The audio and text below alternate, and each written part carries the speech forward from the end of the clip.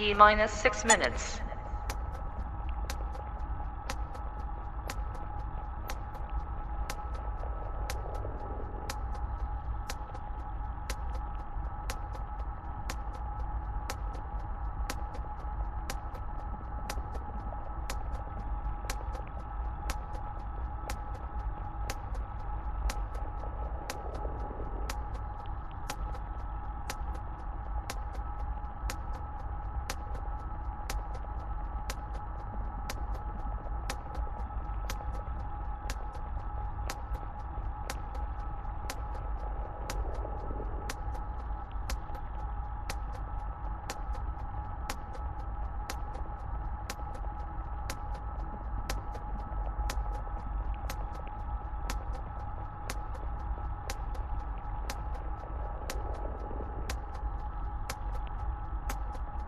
T minus 5 minutes.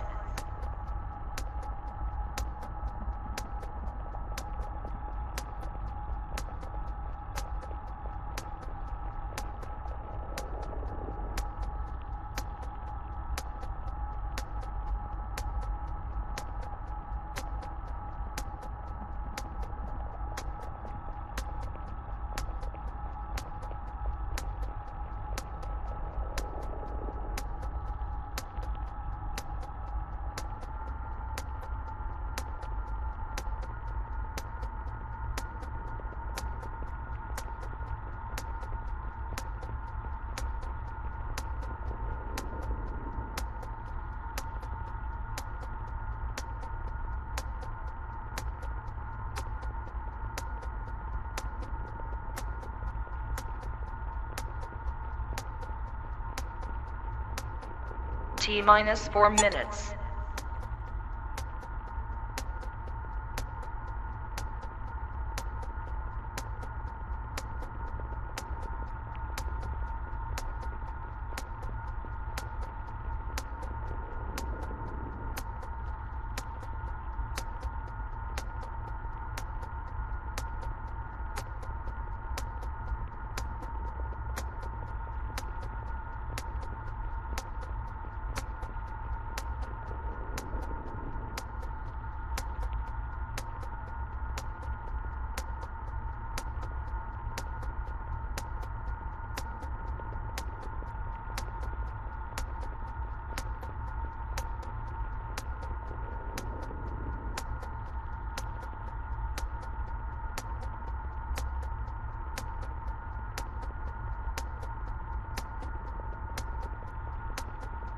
T minus 3 minutes.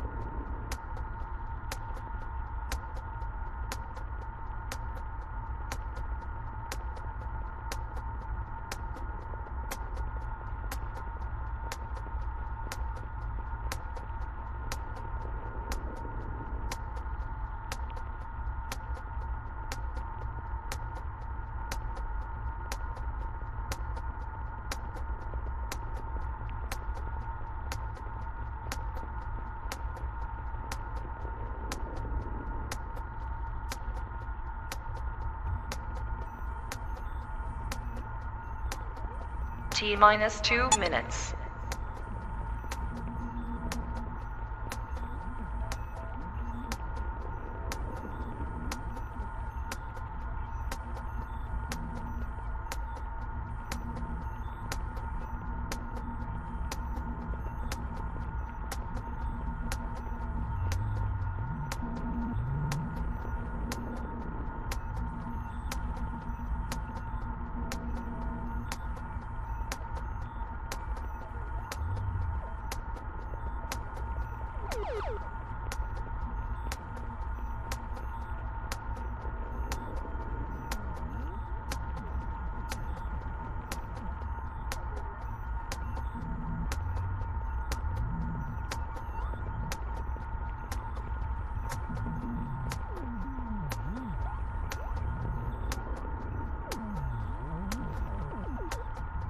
T minus 1 minute.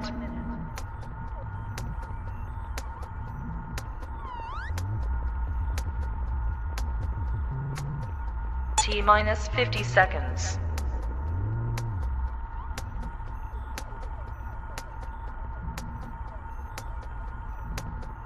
T minus 40 seconds.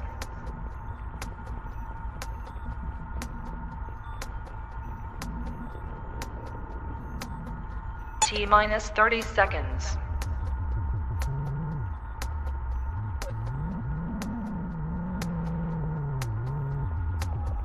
T minus 20 seconds.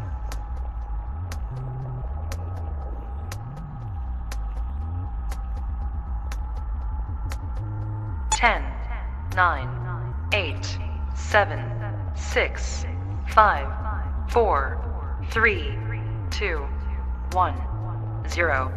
Come visit the Center for Energy Education, where children and adults can learn about clean energy in a fun environment. The center has indoor-outdoor classrooms and offers a wide variety of activities ranging from Gardening 101 to line dance. Come visit the center where we teach clean energy, clean earth, and healthy living. See what fun things we have to offer at the Center for Energy Education. Hello, this is Professor Wood coming to you from the Center for Energy Education. Today we're practicing a little bit of social distancing, so we're working from home, as many of you are, I'm sure, doing your schoolwork from home. I wanted to get back with you this week and pick up from our lesson from last week when we talked about what is energy and what is renewable energy. You remember last week we had a little lesson before we did the solar ovens on energy and the types of energy and so on. And now I want to continue on with that about renewable energy. We decided last week that this piece of wood is an example of renewable energy, but is it the best example of renewable energy? So we're going to do that through a little video that's provided to us by the folks at SciTunes and Brown University, and we'd like to thank them very much for their effort in helping us. So the video is about 5 minutes. It's going to start out with what is solar energy, and hope you enjoy it, and I will be back with you then after the video is over to talk about various forms of renewable energy. Thank you. Solar energy. Did you know that all of the energy we use comes from the sun? You probably know that's true for solar panels, but the sun is also the ultimate source for energy generated by wind, water, and fossil fuels.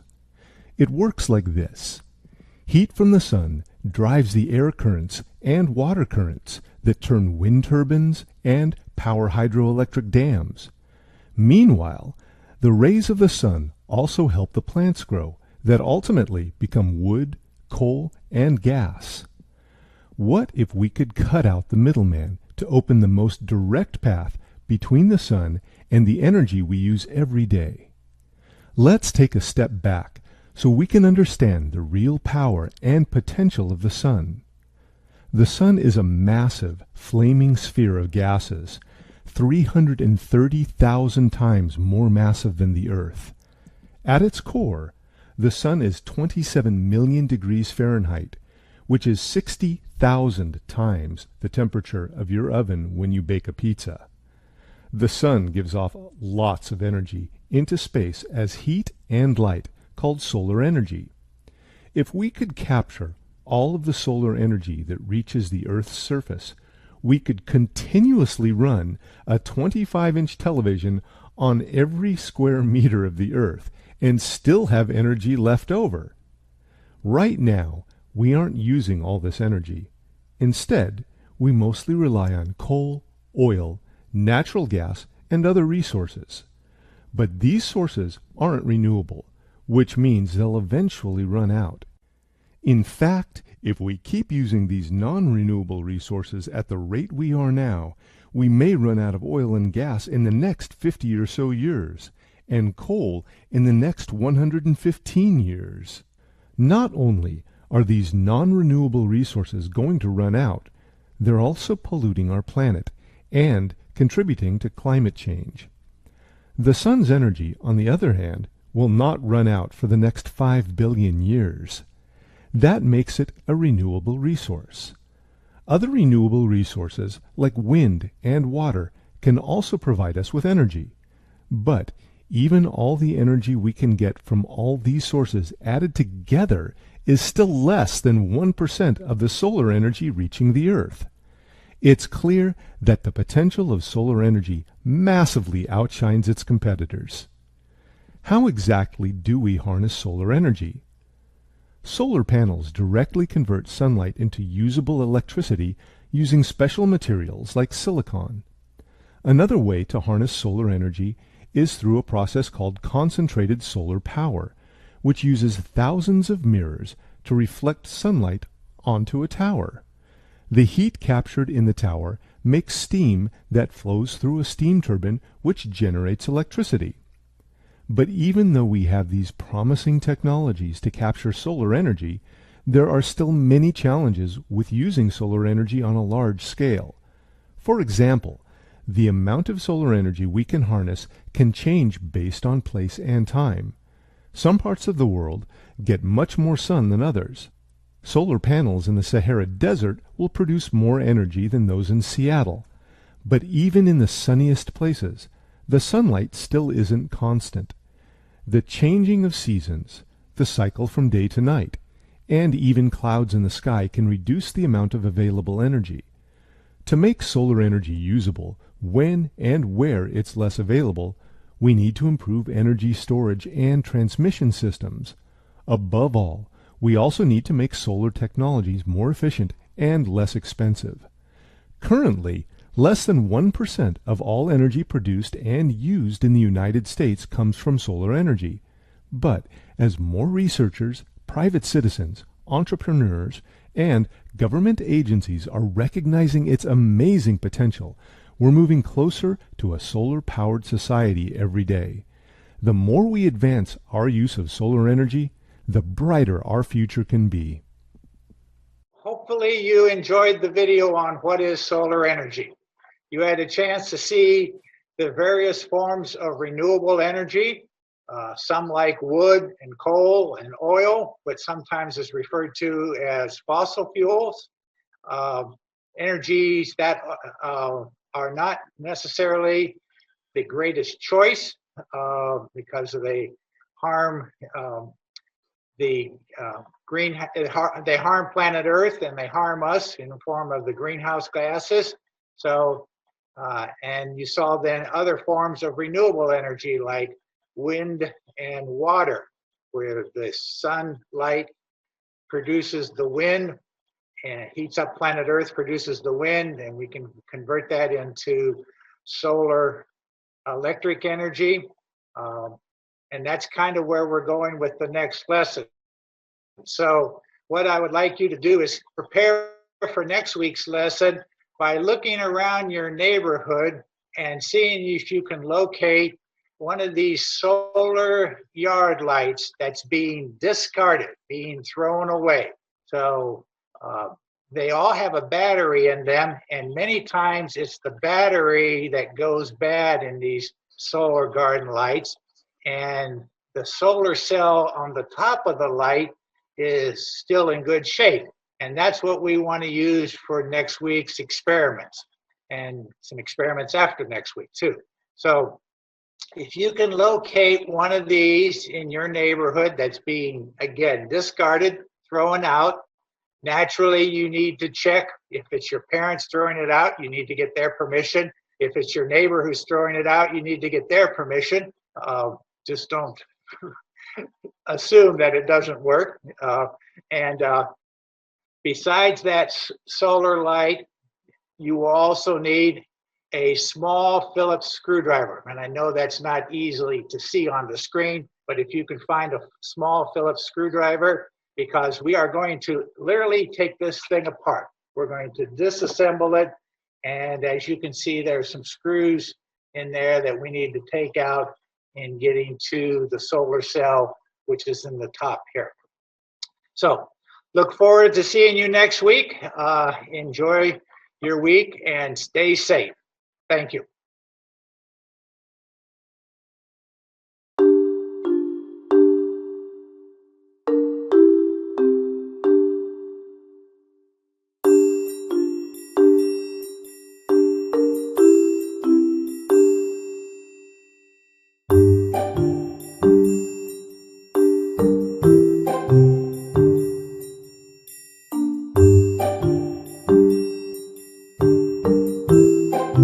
Remember, guys, if you have any questions, who do you need to ask first? When I first started taking my electronics, we had solar panels and modules and stuff. We was messing with the plugs and wires. It seemed cool so far, how to save and control. It seemed cool to me. I feel like it's needed. I do feel like it's needed. I think solar education is important because I think we need to get off oil, and I think we need to take advantage of the natural resources we have that are hitting us every single day.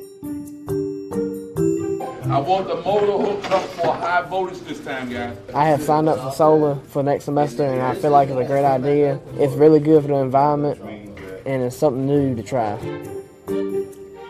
A huge job opportunity for these students. There it goes. Killed it. So do we pull it off? The voltage rises back up. What we have is 2 courses that we've added into our program, and we decided we were going to teach the photovoltaic system technology and advanced PV system design. It's becoming the next big thing. You want to be a part of that, then you need to have your classes on it. It's going to be another industry that's going to grow faster than we could possibly keep up with it in some cases. So I think it presents itself an opportunity to better oneself and to be in an industry that betters our country and our world.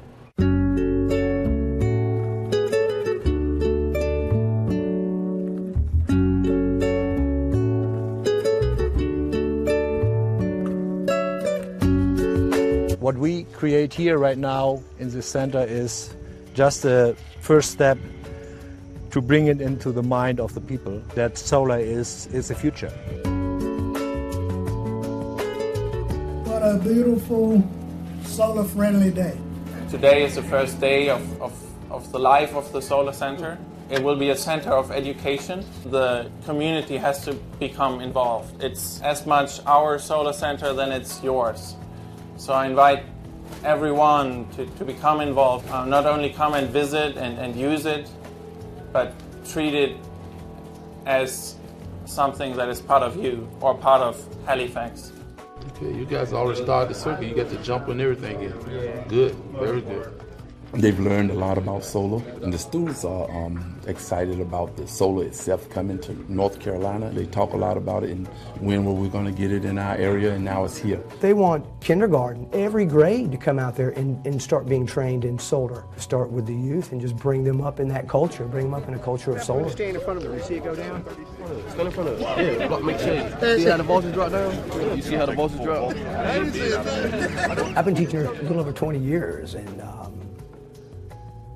this is the most excited I've been in 20 years, I'd say. You kind of come in, you do the same thing every day. It just becomes, I got to get up and make the donuts. We got a new flavor donut in town, so.